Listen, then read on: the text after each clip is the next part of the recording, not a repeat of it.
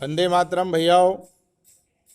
जैसा आपको विदित है कि अपना 12वीं कक्षा की जो राजनीतिक विज्ञान है उसमें जो भाग द्वितीय है उसका प्रथम अध्याय अपन पढ़ रहे हैं। पिछले वीडियो में अपन ने समझा भारतीय संविधान की पृष्ठभूमि, संविधान क्यों आवश्यक है और इसकी उपयोगिता के बारे में अपन ने समझा। भारतीय संविधान के आदर्शों को भी हमने समझने का प्रयास किया और आज का जो अपना विषय है वो है भारतीय संविधान की प्रमुख विशेषताएं हैं। अर्थात जिस प्रकार से भारत के संविधान को विश्व का सर्वश्रेष्ठ संविधान माना जाता है, उसके पीछे कारण है कि भारतीय संविधान के अंदर अनेक प्रकार की विशेषताएं हैं और उन विशेषताओं के कारण भारत का संविधान विश्व के संविधान से एक अलग प्रकार की पहचान रखता है। तो वो प्रमुख विशेषताएं कौन कौन सी है, उन सबको अपन बिंदुवार समझने का प्रयास करते हैं। पहली विशेषता है कि संपूर्ण प्रभुत्व संपन्न संविधान, अर्थात भारत का जो संविधान बना हुआ है ये पूर्ण रूप से प्रभुत्व संपन्न और शक्तिशाली संविधान माना गया है। किस प्रकार से?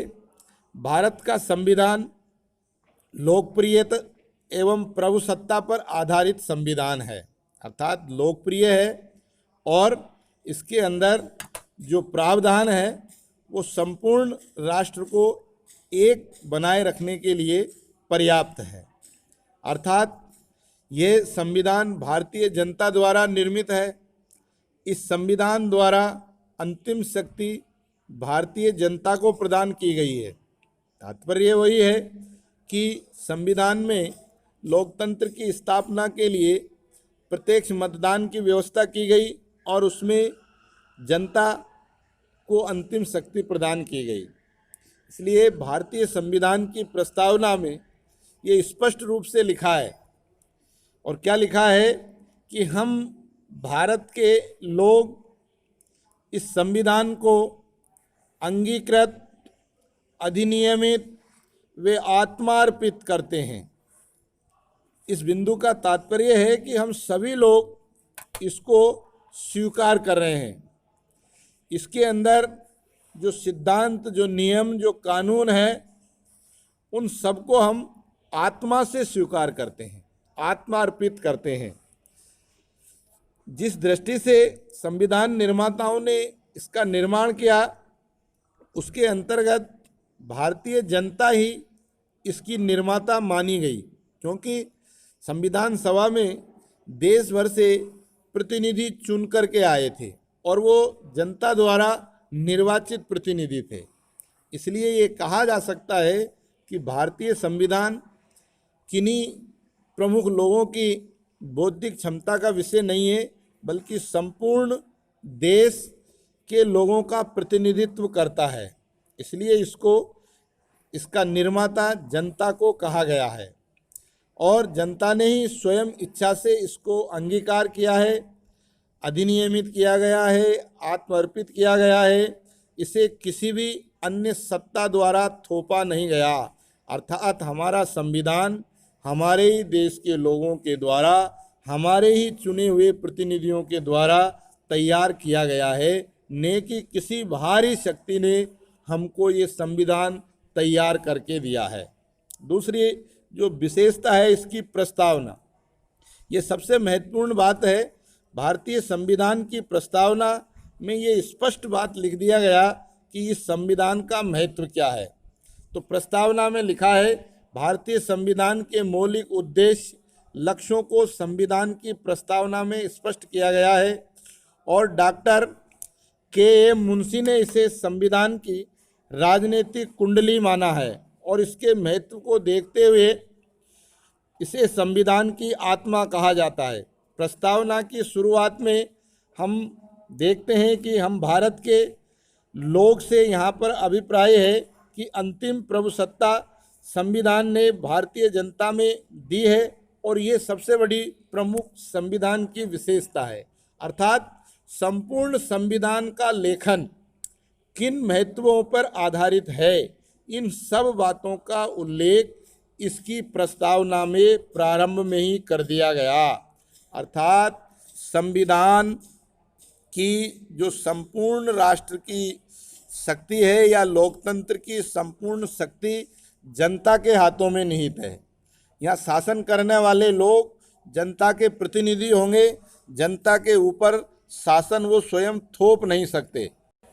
तीसरी विशेषता आती है कि ये विश्व का सबसे विशाल संविधान है।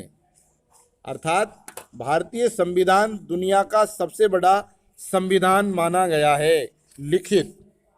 क्योंकि अगर हम तुलनात्मक रूप से देखते हैं तो जहाँ अमेरिका के संविधान में 7 अनुच्छेद हैं, कनाडा के संविधान में 147 हैं, ऑस्ट्रेलिया के संविधान में 128 अनुच्छेद हैं, दक्षिणी अफ्रीका के संविधान में 153 अनुच्छेद है, इनकी तुलना में हमारा संविधान बहुत व्यापक एवं विस्तृत है, जिसके अंतर्गत संपूर्ण राष्ट्र की इच्छाओं को समावेश किया गया। भारत की भौतिक, सांस्कृतिक, राजनीतिक एवं विविधता को समेटे हुए ये संविधान बहुत विशाल है विश्व के संविधानों की तुलना में। किस प्रकार से है कि हमारा संविधान व्यापक और विस्तृत रूप से है। इसमें 395 अनुच्छेद, 22 भाग, 12 अनुसूचियां एवं 5 परिशिष्ट हैं।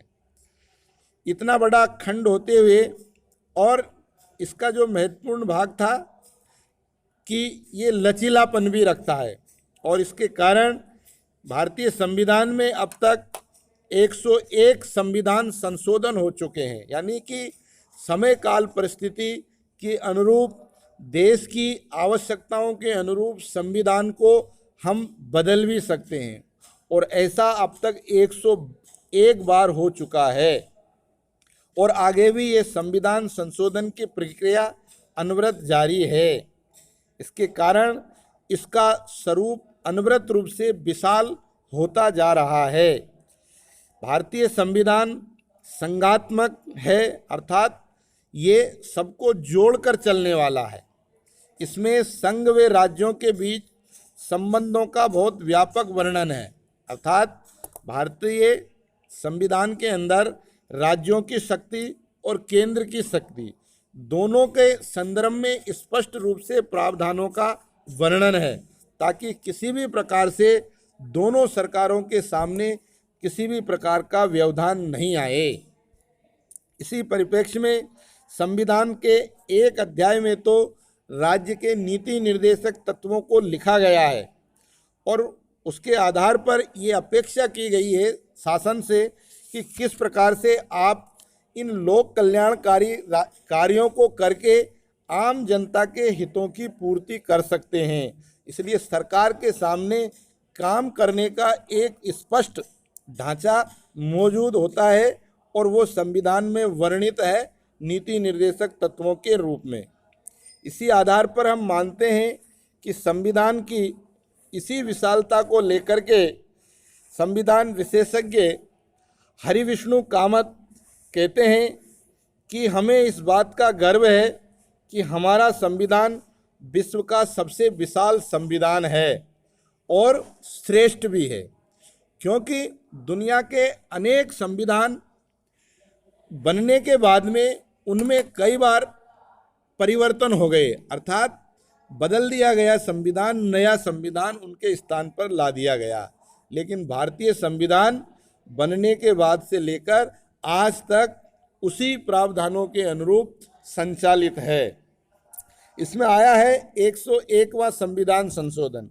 तो ये किस विषय से संबंधित था, इसको भी अपन को समझना चाहिए कि संविधान का 101वां संशोधन जीएसटी को लेकर था, अर्थात देश के अंदर समान कर प्रणाली को लागू किया गया, जिसको वस्तु एवं सेवा कर के रूप में संशोधित किया गया और सितंबर 2016 में राष्ट्रपति जी द्वारा इसको स्वीकृति दे दी गई और एक नया कानून कर प्रणाली के रूप में भारत में आया।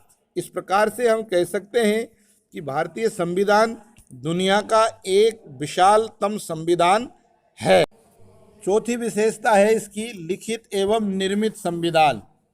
भारतीय संविधान सभा द्वारा तैयार किया गया ये एक लिखित दस्तावेज है और इसको लिखने में संविधान निर्माता या प्रारूप समिति के जो सदस्य हैं संविधान से इसे 2 वर्ष 11 माह 18 दिन में तैयार किया गया। अर्थात इसकी पृष्ठभूमि को इसके निर्माण में केवल कुछ ही लोगों ने बैठ करके जल्दबाजी में इसको तैयार नहीं किया, बल्कि संपूर्ण विषय वस्तुओं को इंगित करने के लिए पर्याप्त समय के आधार पर इसको निर्मित किया गया और इसलिए इसके विस्तृत संविधान होने के बावजूद भी देश की वर्तमान एवं भावी परिस्थितियों एवं आवश्यकताओं को दृष्टिगत रखते हुए उसमें संशोधन का प्रावधान भी जोड़ा गया ताकि भविष्य में अगर आवश्यकता पड़े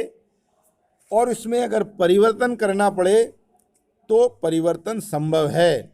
जिस प्रकार से हमने समझा अभी कि अब तक इसमें 101 संविधान हो गए 2016 तक और उसके बाद भी कई संशोधन इसमें हो चुके हैं। इसलिए भारत का संविधान दुनिया का सबसे बड़ा लिखित एवं हस्त निर्मित संविधान है। इतना प्रामाणिक संविधान विश्व में किसी भी राष्ट्र के पास मौजूद नहीं है।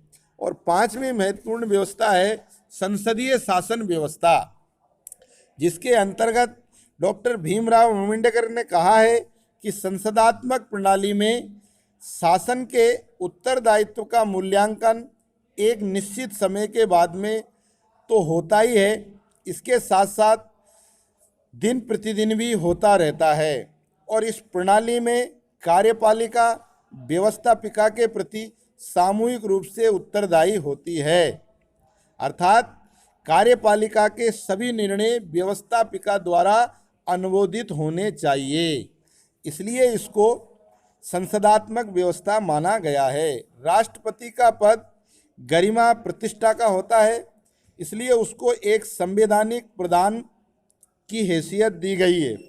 वास्तविक शक्तियां मंत्रिमंडल के द्वारा प्रयोग की जाती है तथा संसद का विश्वास समाप्त होने पर मंत्रिमंडल को त्याग पत्र भी देना पड़ता है और इस व्यवस्था से प्रधानमंत्री ही संपूर्ण मंत्रिमंडल या कार्यपालिका का नेतृत्व करता है।